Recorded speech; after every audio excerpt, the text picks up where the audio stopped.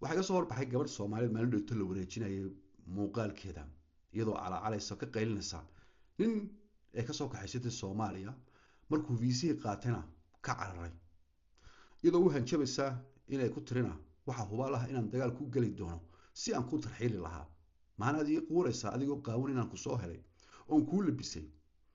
oo ku keenay dalka inaad xitaa ii guuri weyday inaad ii sheegtay viisaad heshay waad iga tagtay hadalkaas haddii loo guda galo waxaa la moodaa inay ummad badan oo Soomaaliya ku dhacday waxaas kuna dhici doonto run ahaantii laakiinse hadalka haddii laga tago cadiifada oo loo guda galo oo la eego ba hadalka maxaan ka dhadhansan karnaana rag iyo dumarkaba way khusaysaa laakiinse xagga dumarka ayaan u badanayaa hadalka waayo iyaga ayaa la moodaa hadda hadalkii ugu dambeeyay inay aad u khusaynaysay ba gabadhaas horta waxaa la dareemi karaa inay tahay ba gabadh division 4 ka ciyaarta dalkii bay tagaysaa waxay la kulmaysaa nin champion ligaha ka ciyaara oo single ah oo feedha oo ka yar oo haddana dumar badan daba ordayaanba shukaansiga laftigeedu waxaa laga yaabaa inay qurbasiiro horta marka hore lagu soo xirigeliyaba ama shukaansi habeenkii faamilka loo sheegayba maadaama iyadu dareemaysaba inuu jaceylkan yahay ku iyada aysan u qalminba inay la yaaban tahayba ma ninkan sidan u quruxda badan baa maanta kusoo qacan galayna jaceylkii siduu u hadlaayo qaabku u soo gudbinayo maxaa la hamigiisa iyo ayaaba ku cusubba waxay ka guuraysaa caqabadii runta reality-ga oo ahayd inay iyadu tahay islaanka da-weyn caruur badan soo wadatay oo haddana jaceylkan desperate-ka meesha ka heshayna inuu yahay keliya maal la isdhaafsanayo inuu yahay isaga tikirkiisa uu ku iman lahaa Yurub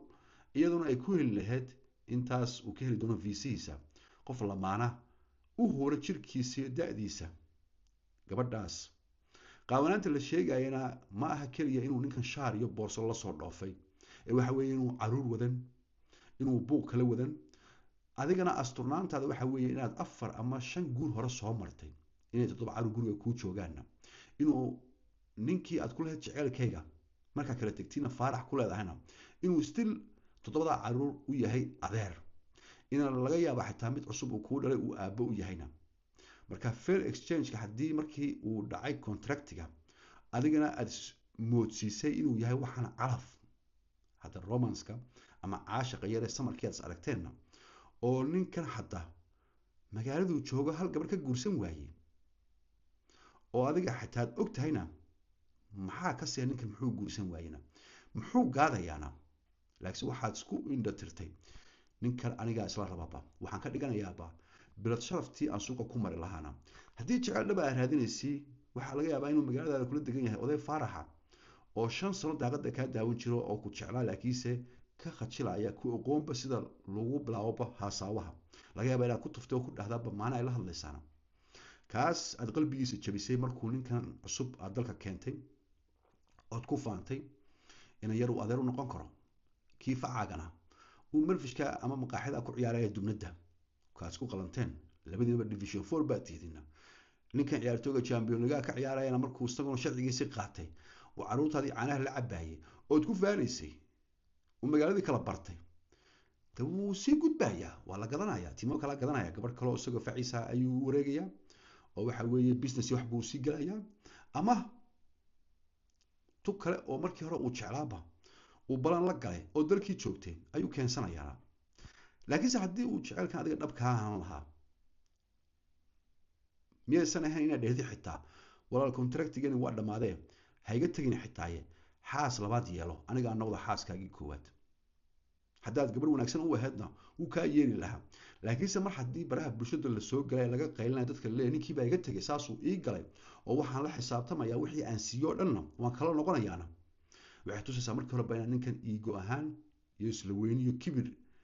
aad adiga naftaada kaliya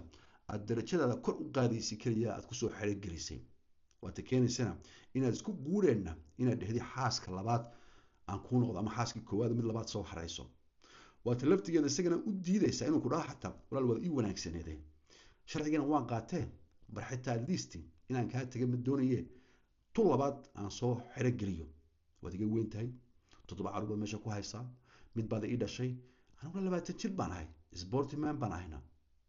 marka rakaabkan iyo waxaan kula caanaha la cabaya reer kalena aan dhisto waxaasoo dhan buu ka hordayaaba waayo isaga laftigiisa wuxuu siistay cimrigiisii jirkiisii iyo quruxdiisiiba qayb dhan buu ka siistay inuu yurub kusoo maro adigana waqtigaagii aad xoogaa yaroo champion ligada ka ciyaaraysay laftigeeda ogow inay ahayd keliya temporary qofkii calaf runa doonaya